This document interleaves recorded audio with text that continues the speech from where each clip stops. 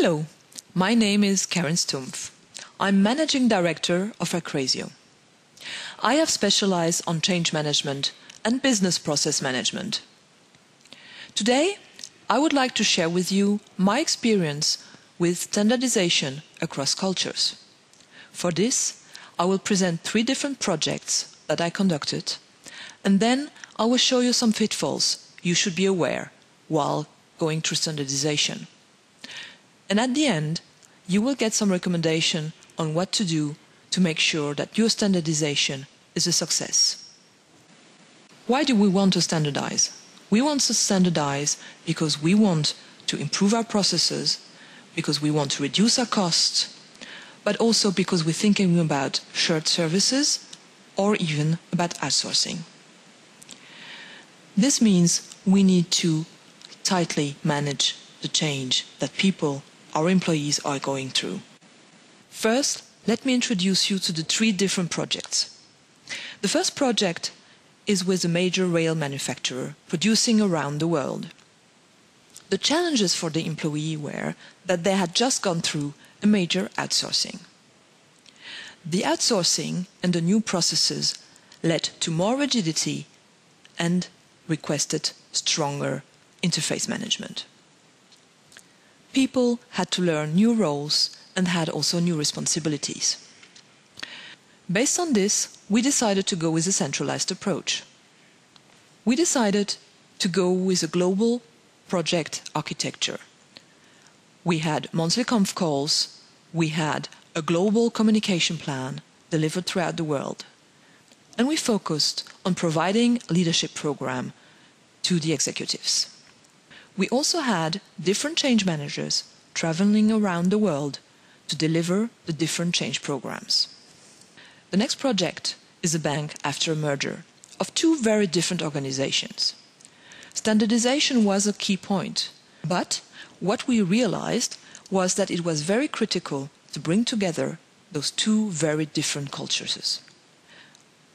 One aspect was the Anglo-Saxon and the German identity coming together, but also differences in expectation, skill sets, and basically in the company's culture. For the change architecture, we decided to go with a semi-centralized approach. We had a global project plan, but we gave each local entity flexibility in the delivery of the different change activities. We conducted brown bag meetings, we had team offsites.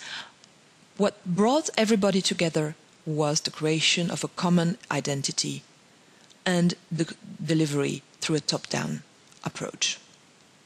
Next to that, we had also global communication with some local deliverables. We were able to measure some positive outcomes, but also some drawbacks through regular employee surveys. The third company is a publishing company. This company has been growing for the last 10 years, mainly due to acquisition. They're spread over the world, but they're mainly based in Europe and the US. Their history has led to strong individuality in each of the countries. The global process owners have a very difficult position. Every activity around standardization and change management has to be organized and financed locally, which is as such a challenge. We have nevertheless tried to bring the change architectures together. What have we done? We have made sure that we have global reviews to ensure alignment. The change management planning and delivery is happening locally. The key point is we want to reuse as much as possible from each deployment and bringing it into the new local deployment. As you could hear, there were 3 very different projects. Nevertheless, the challenges and pitfalls were similar. Let's go back. What do we expect when we standardize? We want to have headquarters having a higher transparency and also all local sites to use similar processes. This means that power is being redistributed. It means also that processes, procedures, and what people do on a daily basis is more transparent and can be more easily compared. Basically, it means local sites have to change their way of working. And what is very difficult for employees is very often they perceive the new processes as more rigid and less flexible. So this usually leads to major conflicts. Local sites continue to work as before. They find excuses to continue using their local processes, and it's very difficult to implement the standardized processes. Many decisions remain local, and process documentation remains at a high level where standardization is easiest, but it isn't very meaningful to employees, so they don't really understand what and how they need to change. Next to the fact that local sites are strongly dependent on headquarters, another issue we encountered is focused around cultural differences. Let's take one example. We have German culture and US culture. I'm very aware that those are simply stereotyped, but nevertheless they had an impact on our project, and this is why I would like to share this experience with you. Germany is, as expected, very structured. That means that they also expect their project to be very strongly focused and structured. They request a high intellectualization of their change architecture. Everything has to be proven and is highly theoretical. So it's very serious and very formal in its approach. Hierarchy is key. It's a top-down approach most of the time, focused on what the boss says. And one of the key aspects is they want to develop and make sure that people learn while preparing for the standardization.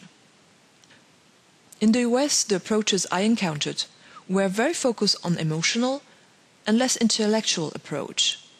Here, it was key to motivate people. And for that, many individual activities were collected and were developed during brainstorming. It was critical to identify change agents, and the whole program was highly dependent on individual involvement. So those were major pitfalls we encountered. I would like also now to highlight what can be done. So now, after having shared some of my experiences and some of the pitfalls of standardization, let me come to my lessons learned. First of all, it's very important to support and strengthen the local change approaches. What does this mean?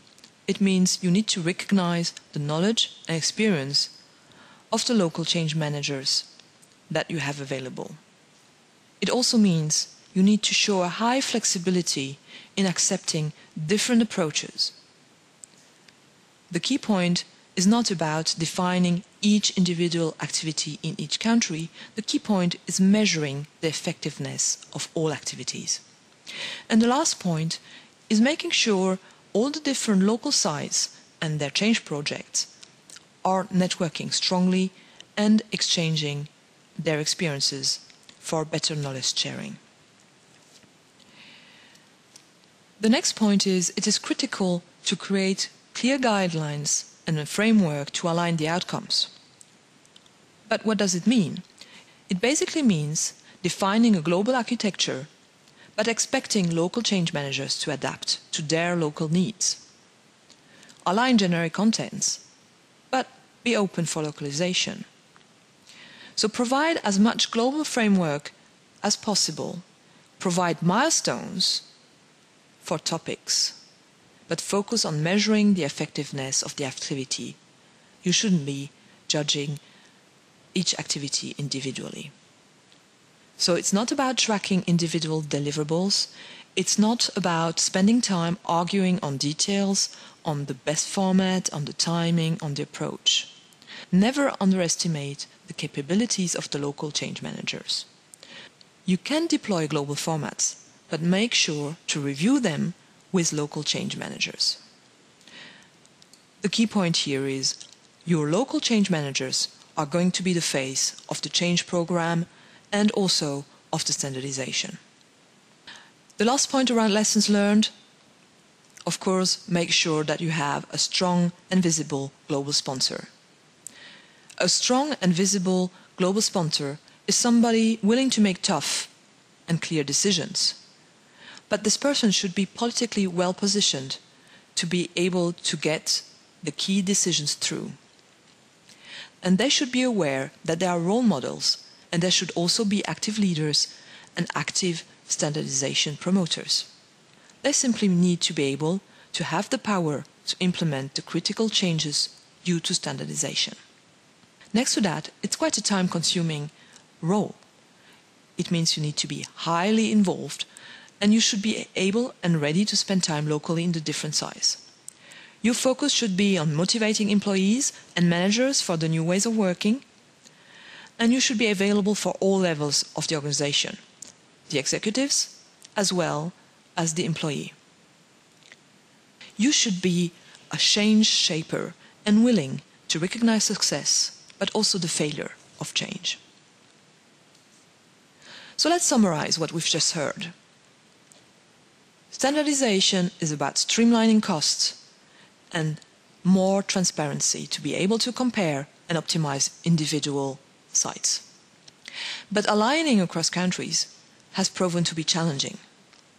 The ROI is very seldomly achieved on time. There are major struggles going on between headquarters and the local organizations. So that leads very often to the question of how necessary standardization really is.